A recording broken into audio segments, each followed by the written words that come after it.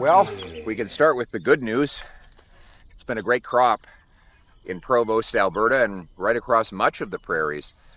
The bad news, unfortunately, is that the Chinese government has hit us with another round of tariffs, this time 75% on Canadian canola seed. That's on top of the 100% tariffs on Canadian canola oil and meal and peas, plus a 25% tariff on seafood, on pork, and other Canadian producers have been targeted.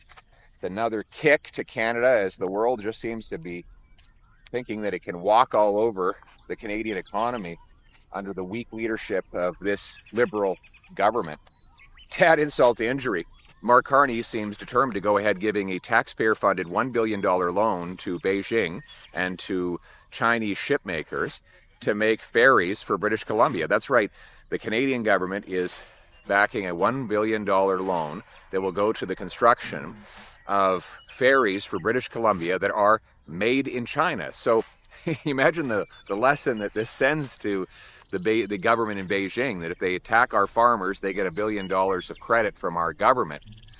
But, you know, it stacks up yet another loss that we're facing that is painful for our workers, our farmers, our businesses, since Carney was elected on the promise, by the way, that he would be a master negotiator that would negotiate wins for Canada. He said he could handle Donald Trump. Remember that one?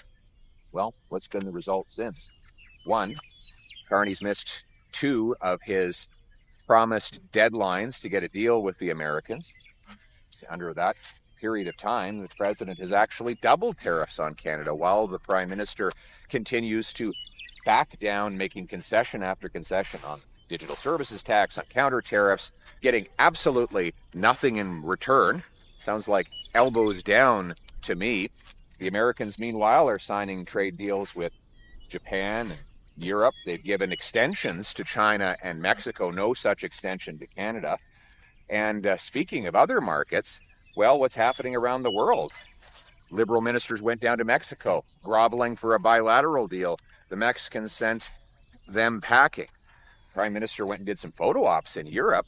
But while President Trump has signed a deal with the Europeans to sell $750 billion of American energy to the European Union, the EU has promised to buy exactly 0 Canadian dollars worth of Canadian energy from our oil and gas, which is actually could be even more competitive if we had a government that would be opening up markets and allowing pipelines to get it there.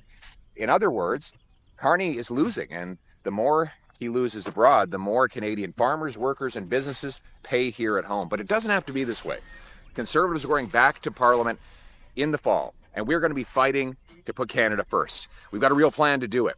First of all, we want to cancel the $1 billion loan for the Chinese-made vessels. Let's focus on building those types of things here in Canada so we can be strong, self-reliant, and sovereign. Speaking of sovereign, we also want to pass a Canadian Sovereignty Act, which will unleash our economic independence by taking advantage of our incredible resources. For example, it would legalize pipeline construction by repealing C-69, legalize shipping of oil off the North BC coast by repealing C-48, unlocking the production of Canadian energy by getting rid of the production cap. It would legalize your right into the future to continue to buy a gas or diesel-powered truck or car, which is necessary for our farmers all across these rural regions.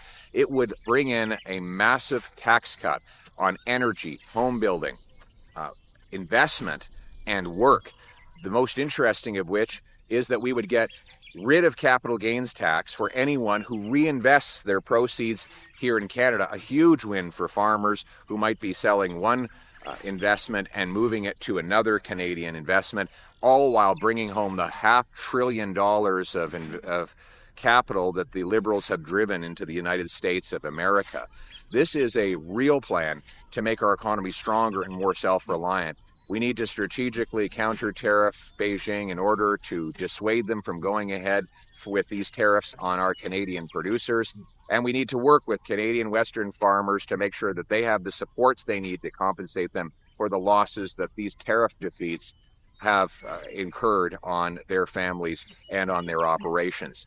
But we can do it. We can unlock the potential of this big, vast land, standing up for our farmers, our workers, and our businesses. And that will be our objective when we get back to Parliament this fall. Oh, yeah. Hi, everyone. Congratulations, you're spending more money on taxes than on food, clothing, and shelter combined. How many kids did you molest with Jeffrey Epstein? More than just elbows. These are Muslim values. These are Canadian values. Anyhow, what are you going to do? Trying to keep you informed. Aaron Canadian Looney trying to hit 30,000 subs. Help me get there. Thank you for watching this video. We'll catch you in the next one. Later, gang.